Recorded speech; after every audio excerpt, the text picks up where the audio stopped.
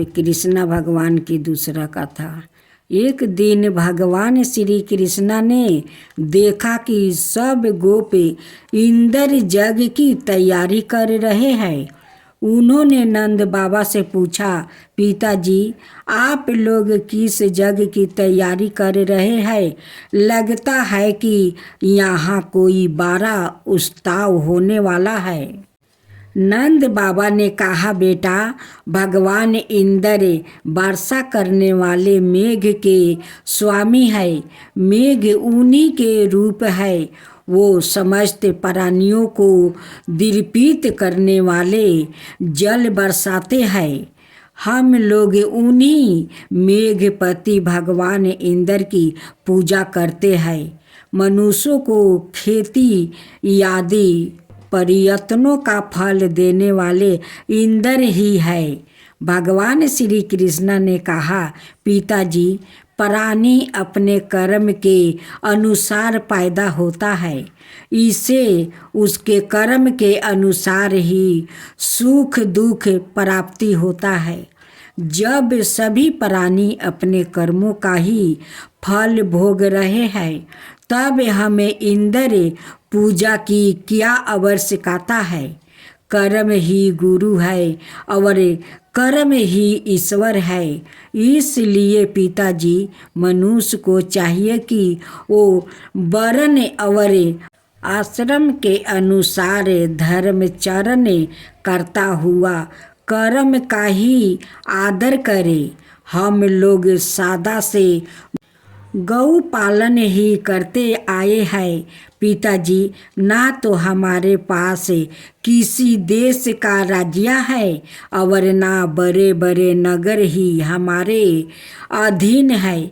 हम तो सदाई से ही वनवासी है। वन और पहाड़ ही हमारे घर है।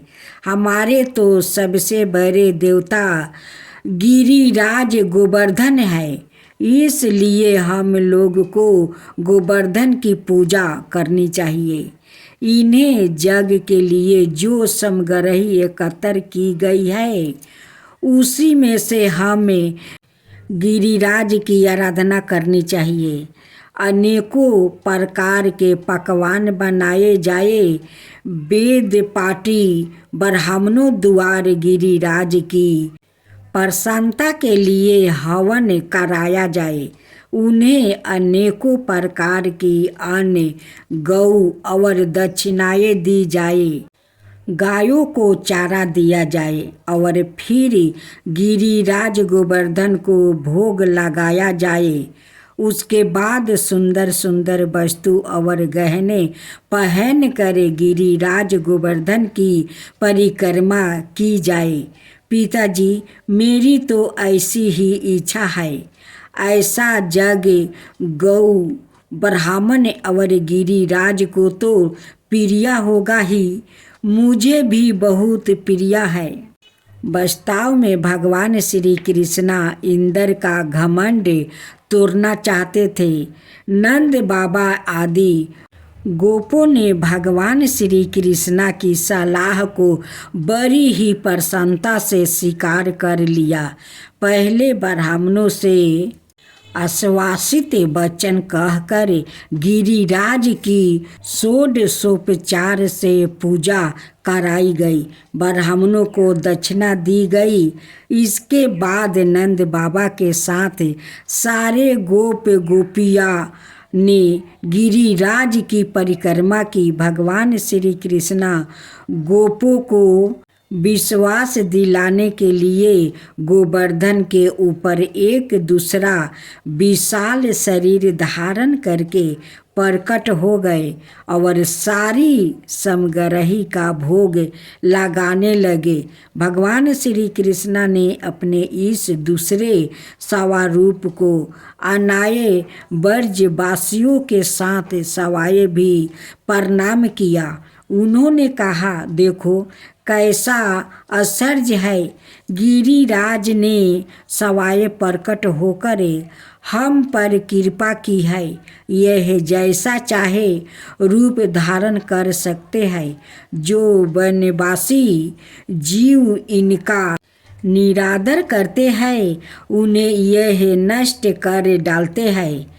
आओ हम लोग अपना और गौओं का कल्याण करने के लिए इन गिरिराज को नमस्कार करें। सभी लोग विधि पूर्वक गोवर्धन की पूजा करके और उन्हें नमस्कार करके श्री कृष्णा 7 वर्ष में वापस लौट आए। जब इंद्र को पता लगा कि मेरी पूजा बंद कर दी गई है, तब वो नंद बाबा आदि गोपों पर बहुत ही क्रोधित हुआ। इंद्र को अपने पद का बड़ा घमंड था। वो अपने को ही त्रिलोकी का ईश्वर समझते थे। उन्होंने क्रोध से तिलमिलाकर प्रलय करने वाले बादलों को बर्ज पर चढ़ाई करने का आदेश दे दिया।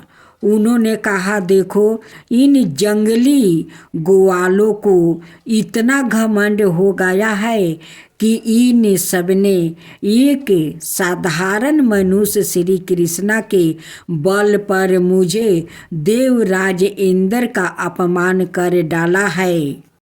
कृष्णा नादान और मूर्ख होने पर भी अपने को बहुत बड़ा ज्ञानी समझता है।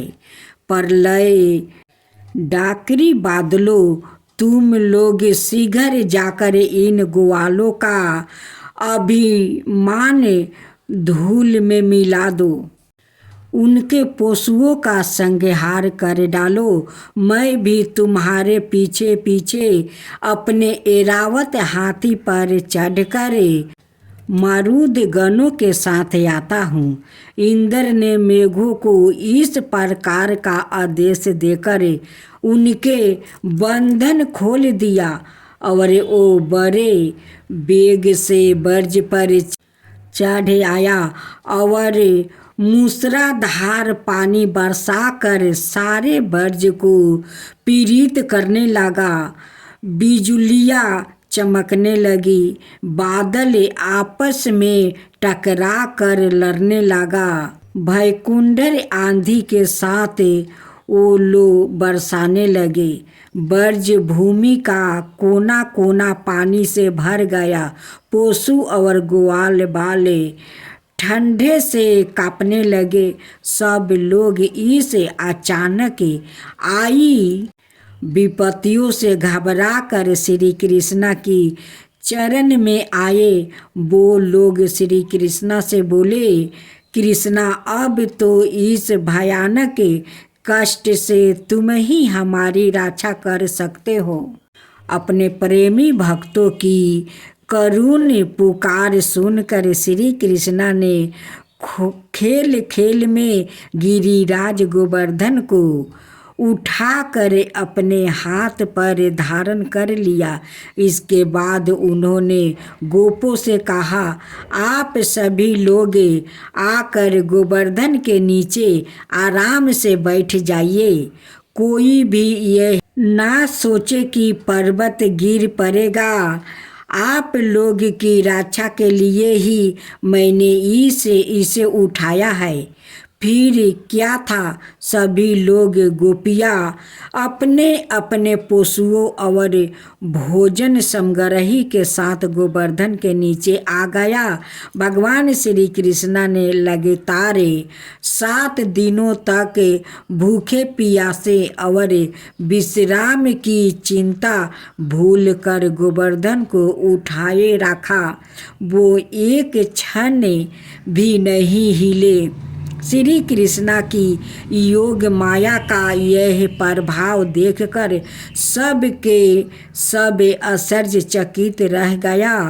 इंद्र भी भौचक रह गया। इसके बाद उन्होंने अपने आप मेघों को वर्षा रोकने का आदेश दिया। गोवर्धनधारी गौपाल ने जब यह देखा कि वर्षा बंद हो गई, आकाश के बादल छट गई, तब उन्होंने गोपों से कहा, तुम लोग अब निडर हो जाओ। अपने अपने गौधन और बच्चों के साथ बाहर निकल जाओ, देखो अब आंधी पानी बंद हो गया है। गोपाल भगवान श्री कृष्णा आदेश पाकर सब लोगों बाहर आ गया और उन्होंने गोवर्धन को पुनः अपने स्थान पर रख दिया। ब्रजवासियों का हृदय प्रेम के आवेग से भर गया। वो पर्वत को रखते ही भगवान श्री कृष्णा के निकट चले आए। कोई उन्हें हृदय से लगाने लगा, कोई चूमने लगा। बड़ी बुद्धि गोपियों ने बड़े ही स्नेह से उनका चावल और दही से तिलक किया और उन्हें हृदय से आशीर्वाद दिया। आकाश से देवताओं ने उन पर फूलों की वर्षा की। अब आप सुने कृष्णा लीला। मथुरा वृंदावन में अगहन महीने में ही डोले धूम मच जाती है। मंदिरों में जगह जगह ब्रज की प्रसिद्ध मंडलियों रस नृत्य होता रहता है। कई जगह पर तो इतनी भीड़ होती है कि बैठने को भी जगह नहीं मिलती है। इस नृत्य में कुछ गोपियाँ बनाई जाती है। एक राधा कृष्णा की जोड़ी होती है। उनको ब्रज की प्राचीन पोशाकों में सजाया जाता है। एक गोपी दूसरी गोपिया का हाथ पकड़ लेती है और इस क्रम से वो एक गोल घेर में खड़ी हो जाती है। बीच में राधा कृष्णा की शोभा यमन उगल जोड़ी रहती है। कृष्णा बांसुरी बजाते हैं। राधा प्रेम भाव से बांसुरी की सवारी मधुरी में लीन हो जाती है। प्रेम भाव में बाजों पर नृत्य का एक लहर छेड़ जाता है। गोपियाँ बड़ी बड़ी नृत्य करती है। सम पर आखिरी ठुमकी मार कर अपनी अपनी जगह पर पहुँचती रहती है। सबके बाद में लरिया लीजी और श्री कृष्णा का सम्मिलित नृत्य होता है। नृत्य के साथ कुंज वन में रास रचाता है। सांवरों का नहाई इस प्रकार का कोई श्री कृष्णा की रास लीला के संबंध का गति चलाता रहता है। पहले हाथ साथ ही चरण को सब मिलकर गाते हैं। फिर गीत के एक एक चरण को प्रत्येक गोपिया की जोड़ी बारी बारी से गाती है। गीत समाप्त हो जाने पर उसी धावानी को श्री कृष्णा अपनी बांसुरी पर सुनते हैं। यह तान बहुत ही मधुर होती है। गोपियाँ मूर्छित सी होकर कृष्णा की मुरली को और उनके अधरों को देखती रहती है। दर्शक लोग इस नृत्य के आनंद में मस्त हो जाते हैं। इस नृत्य की छठा सदाए के लिए हृदय पटल पर अपनी अमिट छाप डाल देती है। इसे देख कर हम यह सोचने लगते हैं कि राधा कृष्णा का वास्तविक रास नृत्य कितना मनोरथ कारी और आनंददायक होगा, जिसकी स्मृति ब्रज मंडल अब भी इतने सुंदर रूप में बनाए हुए हैं। वे आप सुने कृष्णा भगवान की कथा। एक बार भगवान श्री कृष्णा ग्वाल बालों के साथ भोजन कर रहे थे। उनके बछड़े हरी हरी घास के लालच में घने जंगल में दूर चला गया। जब ग्वाल बालों का ध्यान बछड़ों की तरफ गया तब वो भयभीत हो गया। उस समय भगवान श्री कृष्ण ने कहा, मित्रों चिंता ना करो, तुम लोग भोजन करो, मैं अभी तुम्हारे बछड़ों को ढूंढ कर लाता हूँ। श्री कृष्ण ग्वाल बालों से इस प्रकार कहकर बछड़ों को ढूंढने चले दिया। उस समय ब्रह्मा जी भी वहाँ उपस्थित थे। भगवान ने ग्वाल बालों के साथ विचित्र लीला करते हुए देखकर उनके मन में मोह हो गया। उन्होंने भगवान श्री कृष्ण की परीक्षा लेने के लिए बछड़ों को चुरा लिया और जब भगवान श्री कृष्ण बछड़ों को ढूंढने चल गए तो ब्रह्मा जी ने ग्वाल बालों को चुरा कर किसी गुफे में छिपा दिया। भगवान श्री कृष्णा बछड़े ना मिलने पर यमुना जी के तट पर लौट आया, परंतु वहाँ देखता है कि ग्वाल बाल भी नहीं है। वो तुरंत जान गया कि यह सब ब्रह्मा जी की करतूती है। अब भगवान श्री कृष्णा ने अपने आप को ही ग्वाल बालों और बछड़ों के रूप में बना लिया।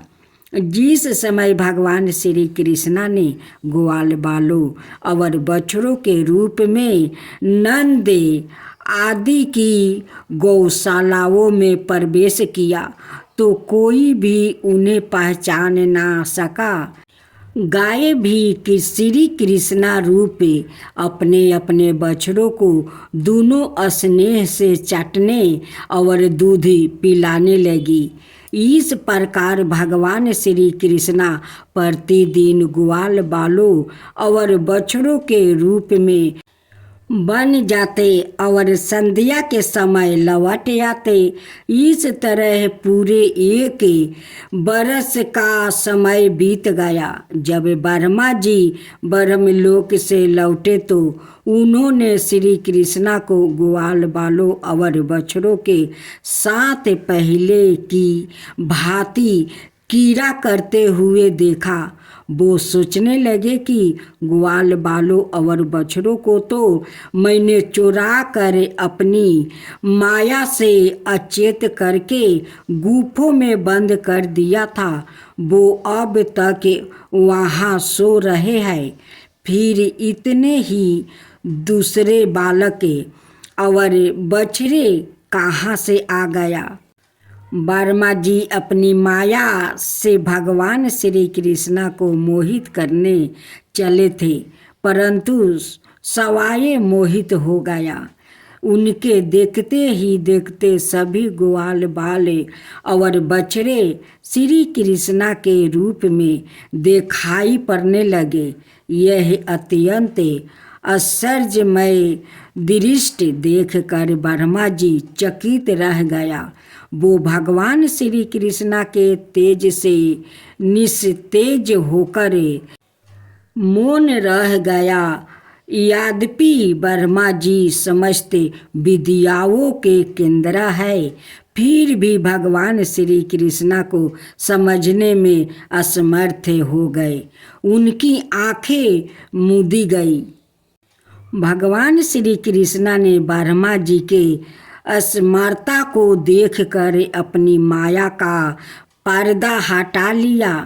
तब जाकर ब्रह्मा जी को ब्रह्म ज्ञान हुआ। ब्रह्मा जी ने देखा कि भगवान श्री कृष्ण जैसे पहले ग्वाल बालों और बछड़ों को ढूंढ रहे थे, वैसे आज भी ढूंढ रहे हैं। वो अपने हंस पर से कूदकर पेड़ पर चढ़ गया और भगवान श्री कृष्ण चरणों में दंड की तरह गिर पड़े। उनकी आँखों से आंसुओं धारा गिरकर भगवान श्री कृष्ण के चरणों को भिगाने लगी। फिर बड़ी नर्मता से हाथ जोड़कर उन्होंने अपने अपराध के लिए क्षमा मांगी और ग्वाल बालों को बछड़ों को लौटा दिया। अंत में श्री कृष्णा का स्मरण करते हुए ब्रह्मलोक चले गए।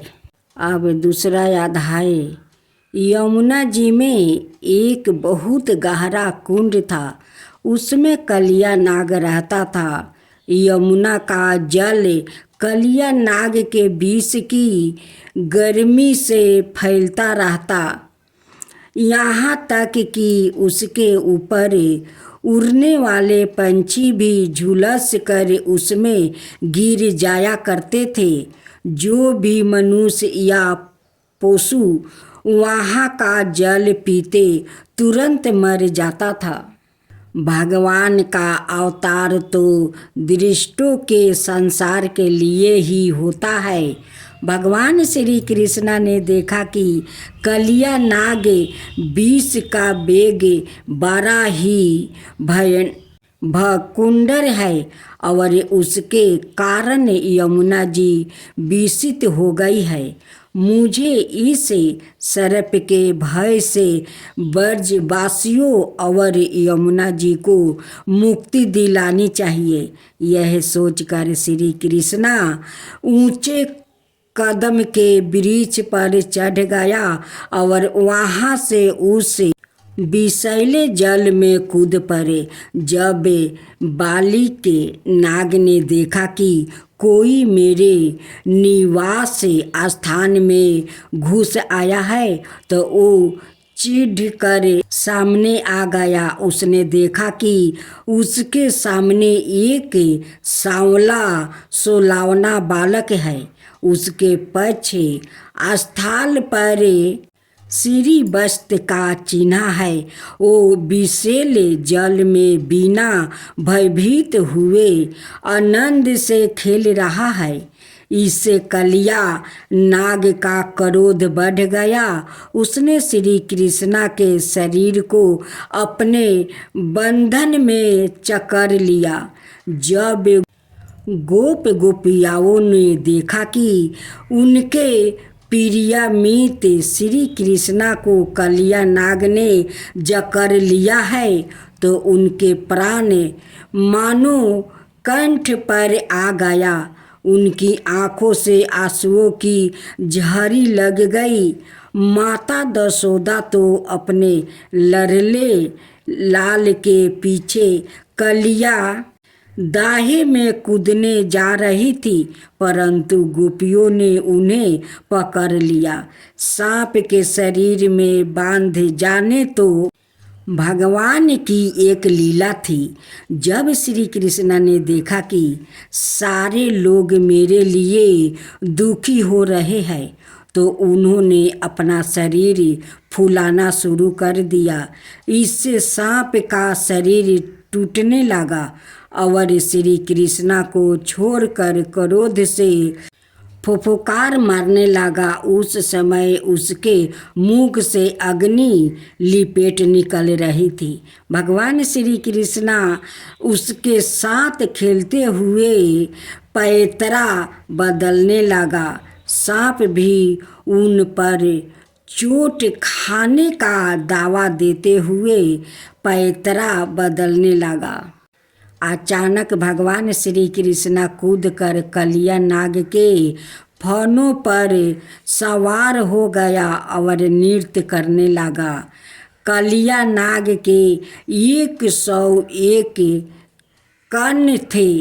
वो जिस कर्ण को उठाता भगवान अपने पैरों की चोट से उसे ही कुचल डालते। इससे कलिया नाग की शक्ति छीन हो गई और वो अपने नाखूनों से खून उगलने लगा। उसका एक एक अंग चूर हो गया। अब उसे जगत के आदि शिक्षक भगवान नारायण की स्मृति हुई। अपने पति की यह दशा देखकर उसकी पत्नी भगवान की स्तुति करने लगी। कलिया नाग ने भी भगवान की स्तुति करते हुए कहा, प्रभु, हम जन्म से ही दृष्टि और बड़े क्रोधी जीव है। हम आपकी माया के चक्कर में मोहित हो रहे हैं। आप ही हमारे स्वभाव और माया के आदि कारण है। हम आपकी चरण में है। आप अपने इच्छा अनुसार जैसे ठीक समझे हम पर कृपा कीजिए, यह दंड दीजिए। भगवान ने उसे क्षमा कर रमणक द्वीप भेज दिया और यमुना के जल को विषहीन और अमृत के समान मधुर बना दिया। श्री कृष्णा को पाकर ब्रजवासियों के तो मानो प्राण ही लौट आया। अब कृष्ण भगवान की कथा। भगवान श्री कृष्णा और बलिराम जब मथुरा पहुँचे तो उन्हें देखकर मथुरा वासियों ने हृदय खोलकर उनका स्वागत किया। जगह जगह पर उन्हें फूलों के हार पहनाया गया। मथुरा वासियों ने उनकी आरती उतारी और अपने भाग्य की सराहना करने लगे, क्योंकि उनका मालूम हो गया था कि कंस के अत्याचार का अब अंत होने वाला है। भगवान श्री कृष्णा अवतार असुरों के संहार के लिए ही हुआ है। रास्ते में भगवान श्री कृष्णा से कंस का धोबी मिल गया। वो राजमहल के कपड़े धोकर पहुंचाने जा रहा था। भगवान श्री कृष्णा ने उसे धोले हुए कपड़े मांगे और उन्होंने कहा, भाई तू हमें धोले हुए सुंदर कपड़े दे दो, हम उन्हें पहनकर राजमहल जाना चाहते हैं, इससे तुम्हारा भी कल्याण होगा। परंतु वो धोबी महामूर्ख और हंकारी था। उसने कहा, अच्छा, अब जंगलों और पहाड़ों में गायों चराने वाले गोवाले राजसी वस्तु पहनेंगे। अरे मूर्ख, तुम लोग यहाँ से चली भाग जाओ। यदि कुछ दिन और जीने की इच्छा है तो राजा का धन लूटने की चेष्टा मत करो। भगवान श्री कृष्णा ने कृपित होकर उसे एक चमाटा जमाया और उसका सिर धड़ से अलग होकर धरती पर जा गिरा। यह देखकर उस धोबी के अधीन काम करने वाले सब सेवक कपड़ों के गट्ठर वही छोड़कर इधर उधर भाग गया। भगवान श्री कृष्णा और बलिराम ने उनमें से सुंदर सुंदर वस्तु लिया और बचे हुए वस्तु अपने साथियों ग्वाल बालों में बांट दिया। भगवान श्री कृष्णा एवं बलिराम जब कुछ और आगे बढ़े तब उन्हें एक दर्जी मिला। भगवान का अनुपम सुंदर देखकर उसे बड़ी प्रसन्नता हुई। उसने उनके वस्तुओं को काट छाट कर पहनने योग्य बना दिया। सुंदर राजसी वस्तु में भगवान का सुंदर और भी निखर गया। भगवान श्री कृष्णा दर्जी पर बहुत प्रसन्न हुआ। उन्होंने दर्जी को विपुल धन संपत्ति के आशीर्वाद देके साथ मरने पर मोक्ष का वरदान दिया। इसके बाद भगवान श्री कृष्णा सुदामा माली के घर गया। दोनों भाइयों को देखते ही सुदामा उठ खड़ा हुआ और पृथ्वी पर सिर टीक कर उन्हें प्रणाम किया। उनको आसन पर बैठा कर उनके पाँव पखारे। उसके बाद उसने ग्वाल बालों सहित भगवान श्री कृष्णा को अच्छी तरह फूलों मालाओं से सजा दिया। उसने हाथ जोड़कर भगवान श्री कृष्णा की प्रार्थना करते हुए कहा, प्रभु आप दोनों के शुभागमन से मेरा जन्म सफल हो गया, मेरा कुल पवित्र हो गया। आप दोनों समर्थ जगत के परम कारण है। आप समस्त प्राणियों और पदार्थों में समान रूप से स्थित है। मैंने आपका चरणों में बारंबार प्रणाम करता हूँ। भगवान श्री कृष्णा ने सुदामा माली की श्रद्धा और भक्ति से प्रसन्न होकर उसने उनके वर दिए।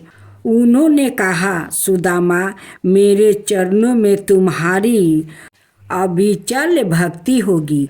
इस प्रकार भगवान श्री कृष्णा सुदामा को दृष्टि करे बलराम जी के साथ वहाँ से विदा हुआ। भक्त परीक्षित की कथा।